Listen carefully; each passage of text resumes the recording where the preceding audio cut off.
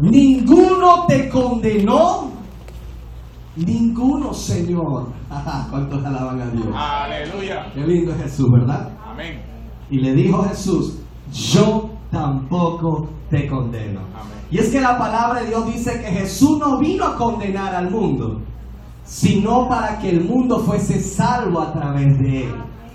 Jesús le dijo, yo tampoco te condeno. Levántate, vete y no peques más. Porque si sigues en eso te vas a meter en problemas. Alabado sea Dios. Entonces, la primera libertad de condenación que Dios nos da es la libertad de no ser condenado en la vida eterna. Cuando usted reciba a Jesucristo en su corazón como su Señor y su Salvador, yo quiero decirle a los amigos que pueden hoy estar presentes, usted no está recibiendo una religión, porque Dios no es religión. Usted está recibiendo a aquel que vino a morir por usted en la cruz del Calvario. El que a través del derramamiento de su sangre te perdonó de tus pecados. Dice que si tú le reconoces en tu corazón como tu Señor y tu Salvador, entonces serás salvo. ¿Salvo de qué? De la condenación eterna. Dile a la persona que tienes al lado tuyo, tienes que recibir a Jesús para ser salvo de la condenación eterna. Estamos claros de este punto, ¿verdad? Sin Jesús no hay salvación. Amén. Amén. La religión no salva, la religión condena. Cristo salva. Amén. Amén. Cristo te hace libre de la condenación. Cuando el diablo te quiere acusar, Cristo dice, yo morí por él, yo no te condeno. Amén. Por cuando todos pecaron, todos están destituidos de la gloria de Dios. La paga del pecado es muerte, pero el regalo de Dios es vida eterna en Jesucristo de Nazaret. Yo invito a que usted le dé un aplauso a Dios por habernos salvado a través del amor de Jesús de Nazaret. Pero hay también áreas de condenación y quiero que usted preste mucha atención a lo que continúa del mensaje, porque esto es de suma importancia. Pues las personas que cuando estamos bajo condenación, cuando estamos bajo una estructura de pecado, comenzamos a pensar y actuar conforme a un mover espiritual condenatorio, y eso acarrea sobre nuestras vidas, sobre nuestra familia, sobre nuestra generación, estructuras de condenación. Y hoy, a través de lo que usted va a escuchar, usted va a identificar quizás si hay estructuras, si hay áreas condenatorias que están impuestas sobre tu vida. Una de las áreas condenatorias que más se imponen o que son de condenación impuestas en el área familiar. Diga conmigo, familiar. Aleluya. Y esta condenación en el área familiar puede imponerse de dos maneras. Primero, de forma directa. ¿Cómo es esto? Hay un principio bíblico que es el principio de autoridad. ¿Cuántos son padres y madres? Todos los que son padres y madres algún día tuvieron padres y madres. Y así sucesivamente. ¿Verdad que sí?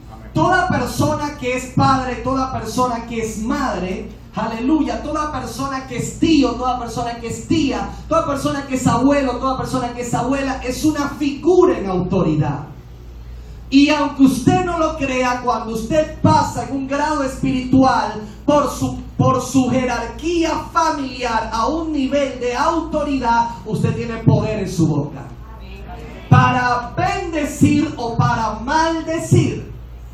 Y hay personas, aleluya, que en su nivel espiritual han maldecido su generación, han maldecido sus hijos, han maldecido sus nietos, ha maldecido a su familia. Y aunque crean que son palabras que se las lleva el viento, no se las lleva el viento. Son palabras que generan un efecto en el mundo espiritual.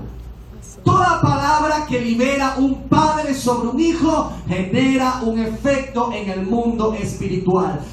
Más allá de un abuelo, porque es una jerarquía espiritual cuando se alaba la gloria de Dios. Amén. Y quiero hablarles de Noé. Dice la palabra que no había hombre como Noé. Cuando Dios decidió raer a la faz de la tierra con un diluvio, decidió salvar a Noé y a la familia de Noé, porque Noé era justo, ¿verdad que sí? Pero el justo Noé, cuando encalla aquel arca en el monte Ararat, lo primero que se le ocurrió fue plantar una viña, y con el fruto de la vid y se lo fermentó, hizo vino. Y eso fue lo primero que se le ocurrió, comenzar a tomar vino. No se le ocurrió otra cosa, sino embriagarse. Y cuando él se embriaga, en su embriaguez, en su borrachera, él se desnudó en su tienda. Andaba desnudo en su tienda, no sé si bailando, qué estaba haciendo, pero estaba desnudo, completamente desnudo. Y dice que uno de los 3 hijos de Noé, que él tenía 3 hijos, que eran Sem, Cam y Jafet. Cam, uno de los hijos de Noé, entró a la tienda y vio a su padre desnudo. ¿Cuántos bendicen el nombre del Señor? Y cuando ve a su padre desnudo, sale y le dice a Jafet y le dice a Sem: papá está borracho, aleluya, papá acaba de cometer un error, capaz se acaba de equivocar, venga para que lo vea. Pero Sem y Jafet no fueron a ver al papá, sino fueron a cubrir al papá. Y tomaron un manto y caminaron de espalda y cubrieron a su padre. El otro día, cuando Noé se levanta y Noé conoce lo que sucedió, Noé se llenó de ira, Noé se llenó de impotencia y maldijo a Cam. Y la maldición de Noé para Cam, aleluya, era una maldición de esclavitud. Tú servirás a los demás, tú estarás abajo. Lo maldijo. Y cuando de las 3 líneas genéticas de los hijos de Noé, que son Sem, Cam y Jafet, se abrió, aleluya, el mundo, se comenzó a procrear el mundo. La línea de Cam, que son los cananitas, aleluya, son el mundo africano. Y usted sabe cómo ha sido la historia de África. En todo el tiempo han sido esclavos. Los africanos fueron los esclavos durante toda la historia, y aunque hoy en día ya la esclavitud está abolida, aún siguen siendo esclavos de la miseria, de la escasez, de la enfermedad. ¿Cuántos alaban la gloria de Dios? Denle un aplauso al Señor.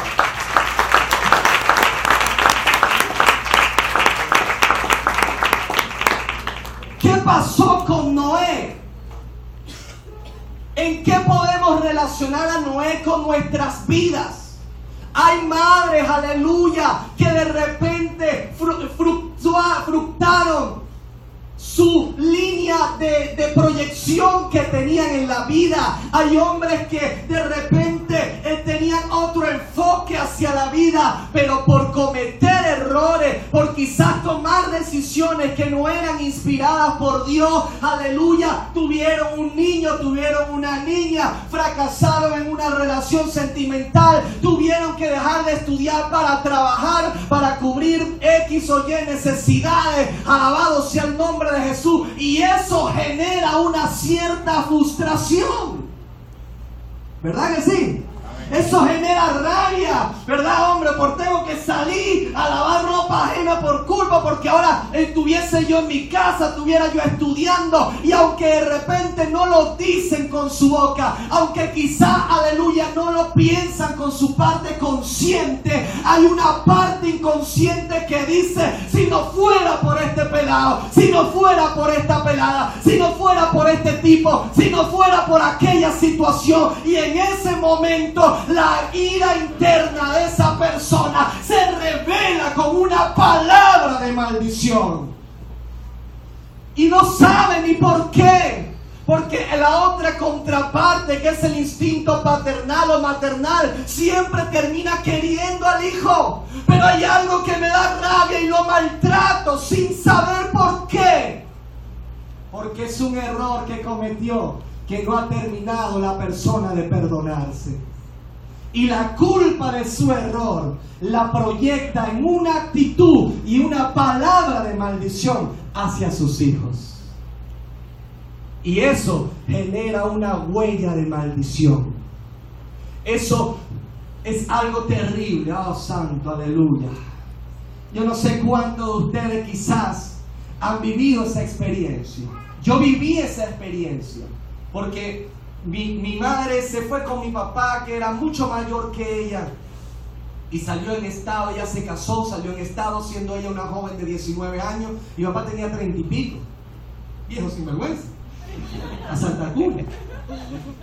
Y luego que yo fui engendrado, mi papá cuenta la historia, cuenta la leyenda, que se fue a buscar trabajo para Venezuela y más nunca se supo de él. Yo solamente tuve el apellido de mi papá, nunca le vi el rostro hasta hace 2 años que Dios me envió a pastorear para Colombia y lo ubiqué, lo conseguí y le prediqué el evangelio. Pero nunca había visto a mi papá. Siempre vi fue a mi mamá lavando ropa, a mi mamá haciendo todo lo que ella pudiera hacer para tratar de echar adelante su vida y la de su hijo. Amén. Amén. Y entonces yo me tenía que quedar al cuidado de una tía, de un tío, de un abuelo, de todo el mundo. Y cuando llegaba, cansada, estresada, de paso le ponía las quejas de las cosas que como niño quizás yo hacía mal. Y ese era el ay, ay, ay, el crujir de dientes para mí. Porque en ese momento mi mamá descargaba toda su rabia, toda su ira, todo su enojo, toda su frustración, ¿verdad? En un niño que no sabía ni tenía culpa de lo que había pasado en su vida o no entendía lo que estaba pasando en su vida. Aleluya. ¿Dicen amén? Amén. Muchacho, tú vas a ser igual que... Y comenzó a marcar mi vida. Comenzó a señalar mi vida con una estructura de maldición. Y esa estructura de maldición dio fruto muchos años después en rebeldía, en drogadicciones, en cantidad de problemáticas. Porque una figura en autoridad, sin saber lo que hacía, porque no es que lo hacen a propósito, sin saber lo que hacía, marcó con una maldición mi vida personal. No sé quién de ustedes puede identificarse con eso, pero si alguno se identifica con eso, yo quiero decirte que Jesús vino a romper esa condenación en tu vida. Jesús vino a abrir, aleluya, esa cárcel para que tú seas libre de toda condenación en tu vida. Aleluya. En esta misma área de la condenación impuesta familiar, en el área familiar, está la condenación de forma generacional, que es lo que llamamos maldiciones generacionales. Amén. Bendito sea el nombre de Jesús. Por ejemplo, David era el padre de Salomón. Estos días estaba apartado en unos ayunos y el Señor me puso a leer 1 y 2 de Samuel, y hubo algo que de tantos años en el Señor no me había detenido a ver esto, que Salomón es el hijo de Betsabé. Amén. De aquella mujer con quien David pecó y asesinó al esposo. Salomón es el hijo de ella. Pero David, cuando estaba huyendo de Saúl, tuvo 7 mujeres por afuera, las que él estuvo reclutando. 7 mujeres que fueron sus reinas reales, aparte de todas las concubinas que tuvo. Y después de esa historia, cuando ya él peleó y todo eso y mandó a la gente a la guerra y él se quedó en el palacio, vio a Betsabé y le gustó y dijo: esta es mía también. Y de todas las esposas normales que tuvo, porque hasta tuvo una que esperó que su esposo muriera para él tomarla, todo legal, conforme a la costumbre de aquel entonces. Vamos con los hombres, ¿ok? Conforme a la costumbre de aquel entonces. Resulta que el hijo de la mujer con la que pecó fue el que tuvo el trono. Eso me impactó. Cuando lo descubrí, dije: oye, pero ven acá, si él tiene 7 mujeres, ¿por qué él? Porque Dios, aleluya, hace de tu fracaso una gran bendición. Bendito sea el nombre de Jesús. Lo que quizás tú consideras, aleluya, escucha esto, hermano, lo que quizás tú crees que es tu vergüenza, que es tu pecado, que es tu caída, que es aquello que te va a destruir, que es lo peor que te ha pasado en tu vida, es lo que Dios va a usar para bendecirte. ¡Aleluya! Es lo que Dios va a usar para exaltar su poder en ti. Amén. Gloria a Dios. Qué verdad tan poderosa. Gloria a Dios. Pero hay algo impresionante, que es que Salomón comenzó muy bien y él oró a Dios para que Dios le diera sabiduría y entendimiento para pastorear, para guiar al pueblo, y fue humilde.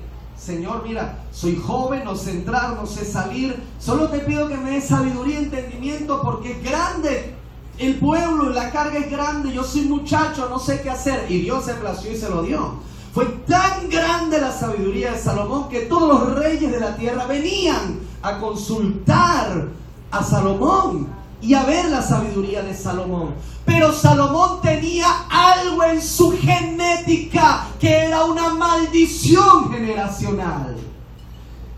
Y era una maldición de adulterio, era una maldición de fornicación. Aquí en La Guajira se ve mucho esa cadena de maldición. Amén. Aquí el papá, no, mi papá fue también marido de no sé quién, de Tatapú. Aquí todo el mundo es primo, por eso. Gloria a Dios. Pero aplauso al Señor, no me vayan a perdonar. Pero sí se ve bastante, no solo aquí, en muchas partes. Eso lo dije para reírnos. Pero sí se ve bastante, hermano, se ve bastante. Entonces, Salomón cargaba una estructura genética de maldición generacional. Amén.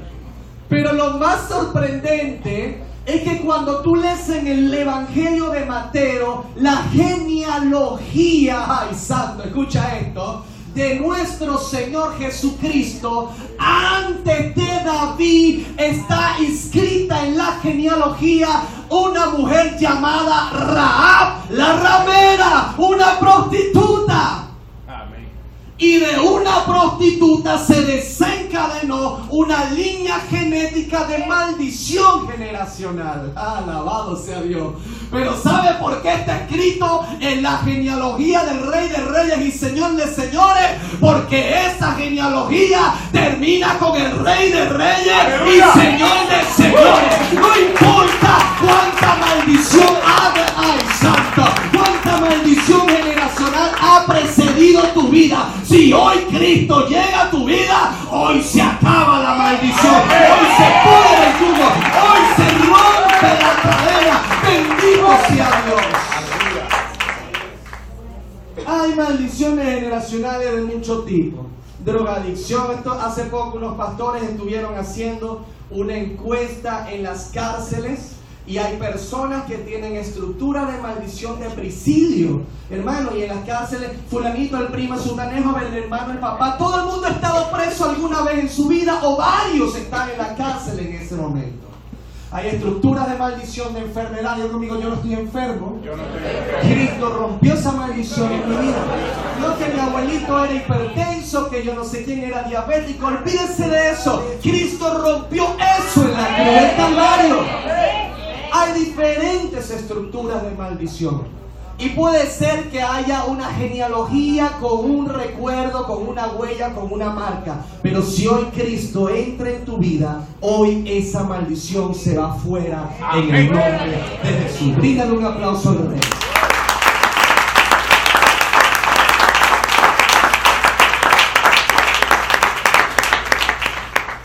Gloria a Dios. También hay condenaciones en el área de las condenaciones impuestas. Hay condenaciones que se apegan por causa de experiencias negativas que marcaron nuestra vida. ¿Amén? Un momento determinado hubo una experiencia que nos sucedió y pensamos que ahora toda nuestra vida parte o se desarrolla en base y en función de esa experiencia negativa que psicológicamente un demonio usó para marcarnos y hacernos creer que esa es la ruta por la cual debemos de andar. Dice que por causa del pecado de Saúl, la espada de Jehová vino sobre la casa de Saúl. Y Saúl nunca se arrepintió. Llegó hasta el colmo de consultar brujos al final de cuentas. Y Dios dijo, no puedo más, tengo que raerlos, tengo que exterminar a esta familia por causa del pecado de la cabeza del hogar. Y comenzó entonces Dios a permitir la guerra contra los filisteos, y los filisteos exterminaron a Saúl. Cuando supo una criada de Jonatán, hijo de Samuel, supo que ya habían matado a Saúl y a Jonatán, dijo, huyamos, platica para que te tengo, porque nos vienen a matar a toditos, aquí no se salve nadie. Y agarró a un hijo de Jonatán llamado Mefiboset, y salió corriendo con Mefiboset y se cayó cuando Mefiboset era apenas un niño, y Mefiboset cayó de pie y se partió las piernas, y de ahí en adelante quedó lisiado. Fíjese usted la unción que hasta la correa se le abrió. Pero eso no es.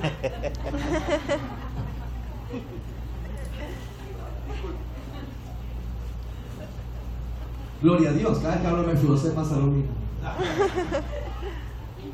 Quedó lisiado, hermano. ¿Y sabes? Quedó lisiado, y él dijo, ya no sirvo para nada. Esta experiencia marcó mi vida negativamente. Ya no voy a vivir más. Ya no. Mira, hermano, Mefiboset no era cualquier persona. Mefiboset venía de la realeza. Mefiboset sabía lo que era bueno, sabía lo que era comer caviar. Pero Mefiboset dijo, ya no más, porque ahora estoy lisiado de los pies. Ya no viviré más, aleluya, en los palacios de los reyes. Ya no tengo más esperanza de vida, sino que viviré en Lodebar, en el lugar de la amargura, en el lugar de la tristeza. Yo quiero que usted vea esto tan tremendo, porque Mefiboset no estaba lisiado del cerebro, estaba lisiado del